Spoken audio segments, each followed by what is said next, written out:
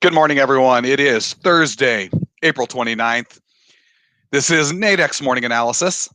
My name is Todd Rich. I'm with Nadex. With me from Keep Trading Simple, Mr. Brian Caprice. Before Brian and I get into some potential hot spots in the markets, there was some news. We got some things to be looking at today. I do need to share this quick disclaimer that trading involves risk and may not be appropriate for everyone. That any trading decisions you make are solely your responsibility and at your own risk, and that this is an educational session. Please do not construe anything Brian or I say as a buy or sell recommendation. We are doing this for your education purposes. All right, so here's what we got going on right now. Everything on the heels of the Federal Reserve announcement on interest rates and their statement on policy from yesterday, followed up by President Biden's speech last night, which can sort of be taken as a State of the Union, but he did talk quite a bit about stimulus. And then we had the U.S. Put out the GDP numbers this morning. With all of this, actually less so much on the Fed, more on what Biden probably what Biden had to say. We are seeing U.S. equities up across the board. We are also seeing oil taking off. Part of that was also spurred by Goldman Sachs yesterday. They're seeing the economy taking off. They're seeing a large drive in demand, and they're calling for oil to go up closer to $80 a barrel. So oil on a rampage. U.S. equities all trading higher, and we are in the middle still of earnings season as companies continue to report earnings. And while they're all better than expected, I mean, the truth, companies are making a lot of money. So, Brian, with all that, let's get into it today on equities and maybe oil. Yeah, so, one of the things we talked about, if you attended our kind of long session yesterday at noon, was a lot of the currency pairs, in particular, were setting up for a weak dollar kind of move yesterday. As I said, I thought we were going to get some news that was going to be positive. Again, we're seeing inflation across the board. I don't know exactly what Powell is looking at, because every source that I'm looking at, we're seeing inflation. There's many comments that are out this morning. And it's very important because it rolls right into Biden. Now we're at $6 trillion. Every time we add another $2 trillion, because why not? Nobody can stop them. Again, we do have to pay for this somehow, and it's very interesting. But Powell's basically saying at this point, pay for it. I'm just gonna have someone else pay for it. Well, I mean, the theory is, and again, I've said it before, and other scholars have mentioned this as well. If you can drive hyperinflation, it means your currency is not worth as much. It means that our debt to particularly countries like China and Japan is not worth as much in real dollars. So they said that the only way we would ever be able to pay them back for kind of like the loans and everything we have is if our dollar is really not worth a whole lot. Doesn't make it great for us, but it is one of those things that if you look on paper, that's one possible way to get that back. And remember, I mean, that was the comment I was just looking at, that Biden says we're basically at war with China. Yeah, we're up against China in competition, and we're not winning. I mean, there's no ifs, ands, or buts. This monetary policy is not going to help us. We're not leading from the front as far as what our decisions are. The other thing is this one right here, and I mentioned yesterday, with all the currency pairs, and again, remember, I don't have a look inside of what they are, but I can look on a fundamental, or like on a technical basis. A lot of the pairs where they were moving to yesterday was set up for a weak dollar.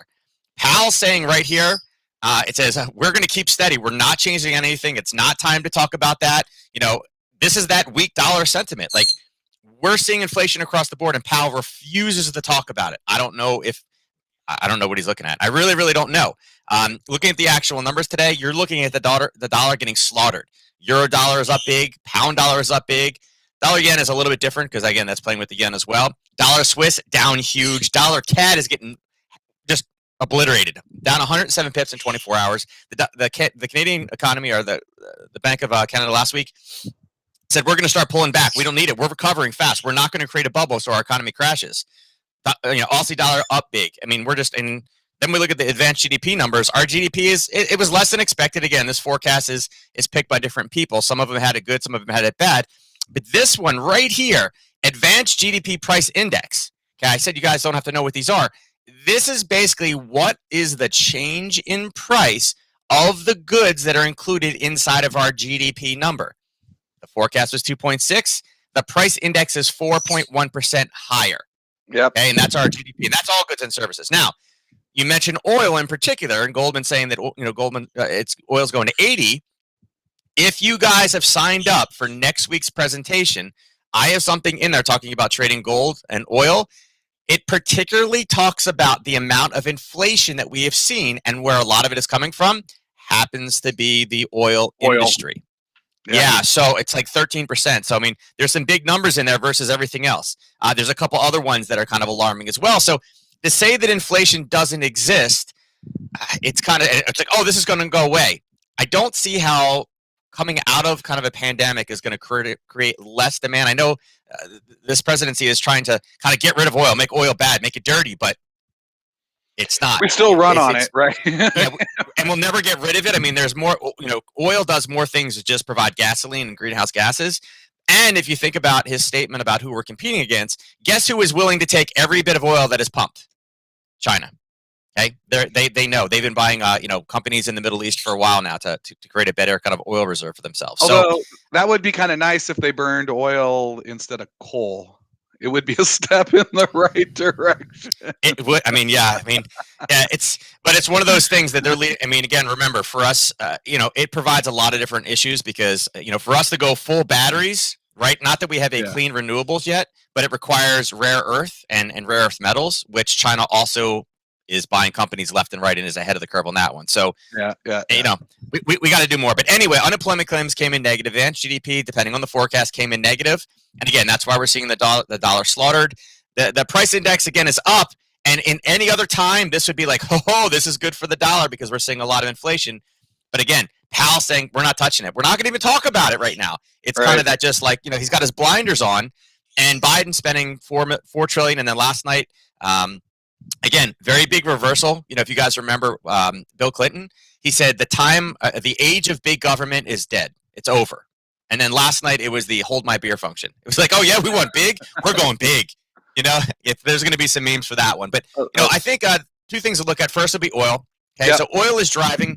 The blue dot right here, or the blue arrow, this is the European session. So we've seen really kind of back and forth. And again, here was yesterday's oil inventory report. We talked about 64.35. We were waiting for a top in there, and we did. We got the top. It came right into the 64.35 level, came all the way back down, and it was a drop of what? Almost $1. We just needed the reversal to come in. The initial response pushed it higher. We were waiting for the turn, and then we got the dollar drop down. This is the European session. This is a big move in one session, and we're talking about $1.34 up. And again, off of not really any type of crazy news. There's nothing sitting out there. So I would say today, again, it may be an opportunity for us to kind of take some type of a short. Again, as the U.S. traders coming online. Remember, high oil prices, high gasoline prices is also not one of the $80 gas versus where we are, or $80 barrels of oil versus where gas prices are right now. That doesn't help stimulate our economy, okay? That's another one of those things that can lead to a big turn and crash. So, I would just say look for potential shorts today, 65.25. It's a level right now. We're already starting to kick in. There may be a little bit of a response, but remember, I mean, this big of a move this early in the morning from here to here, just basically straight up with one little hiccup through this old zone, there's got to be profit taking. All those people that were long they got to start selling. Be like, hey, I gotta cash out of this one, right? And that's what will lead us to kind of roll. So I'm just taking a look, and you do see. I mean, by the way, this is just the past week. If you take a look, I mean, oil was down at $61 a barrel. Now we're north of 65. I mean, that's a pretty significant move in a week, and people are calling for it to go higher. But you do see it do some run-ups and stabilize. Maybe there are some pullbacks, then another run-up and a pullback. It does do this. As Brian mentioned, we had this pretty significant run-up this morning. How could you take advantage of that? I mean, binary options would be one way. I'm just taking a quick peek over at the call spreads, in the daily call spreads, where if you wanted to potentially try to take a short and see what happens, you could do so in a very limited risk reward way, looking for some type of pullback. remember, you don't have to wait to. I mean, you don't just put these on and disappear. There's still 5 hours, 5.5 hours left in this call spread. If you got to, if you went short it and it did do a nice pullback for you and you had an opportunity to take some profits, that's kind of how you trade the call spreads. Same way with binary options, but I want to keep us moving along because I know. We've only got another 5 minutes to go here. So we talked a bit about oil. You want to talk a little bit about um, whether it's the weak dollar or we just sort of mentioned it, or you want to go into equities? I think equities. I think equities. They're up across the board. S&P is at all-time highs. Nasdaq making some runs too. Yeah, Nasdaq's an interesting position. So yesterday, I mean, really all week we've talked about hitting 4,200, and we're like, listen, it's right there. It's so close. We just need one little kind of last bit of to push forward here. And again, we kind of base, and we were waiting for a big push. And right where the blue is again, this was the FOMC. Oh, this isn't Nasdaq. This is S&P 5. This is the S&P. But I'll run through real quick. No, that's fine. That's fine. This was a 20-point jump almost instantaneously. A 20-point jump in the ES. People are taking their profits very, very quickly because it moves so fast. And again, that's what we expected. Like, make those comments. It kind of rallied back down again, and then we ended the day. And then once we knew that Biden was speaking, it started to go. Again, Biden was speaking in here, and then we just kind of held in that 4,200. So hopefully everybody was able to grab the 4,200, whether it was off FOMC or not. Again, we talked about being able to grab this one. Once you knew Biden was speaking, you knew that it was going to be big, especially once they were holding down the interest rates. NQ is in an interesting situation as well. I'll go back to a 30-minute for this one. So we talked about being able to break through the 13,982. Here is yesterday's open, right? We were in an area. We knew that we had sellers. Was it able to break? No, it went straight down. It grabbed the 13,881, right? That's a level we had obviously mentioned before. It rallied all the way back up again. FOMC came in, drove it straight back down again. It was kind of like, oh, this is going to be good. It's going to be bad. What is it? What is it going to be? And then again, we took that same levels of buyers and pushed higher. Now, as you can see, we had this level. And again, this is one of these kind of highs up here where we've seen some sellers stepping in, but it's one of those opportunities where we had one, we had two, we had three, and a pullback, and we're kind of pushing through right now. So I think we really need to be focused on this 14,060. I think today, based off of everything we've seen, maybe one or two more earnings. I mean, Apple's down, Tesla's down right now, or is what it's showing over here on the right, slightly delayed, but I think 14,100 is definitely on the radar today. I mean, understand, earnings have been great. People are spending money. The recovery is happening. Interest rates are basically like a null factor right now. Powell has blinders on and he says, I don't care what the inflation is. It's going to come back down, I swear. And then Biden is like, hey, we're going to spend money. You want money? I mean, it's, we're doing this right now. So I don't see any reason why we can't get back up to this 14,100, not back up to, but get up to the 14,100 today. And again, see what the open looks like. We may have a pop. And even though the news was kind of negative this morning, again, talking about all the great things we're going to do with spending all this money. Because remember, we just push the balance down the line. We could get a nice little pop and a push up from this level of a break of 1460 up to 14,100. Awesome.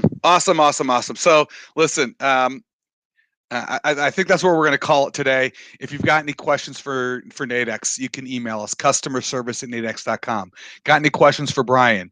He is absolutely accessible. support@keeptradingsimple.com. And just a quick recap of what we talked about. The Fed is keeping policy exactly like it is. It's not going to do a thing for a while. Biden, lots of stimulus talk. We're going to be stimulus for everyone. Really, we're going to be spending money, and with that, we are seeing everything take off. U.S. equities all looking in the green this morning. Oil heading to the moon. But again, it doesn't just go straight up. There are pullbacks. So look for those opportunities for pullbacks in oil. And with that, I want to wish everyone good luck in the markets. Brian and I will be back tomorrow morning. We will catch you then. Thanks, everyone.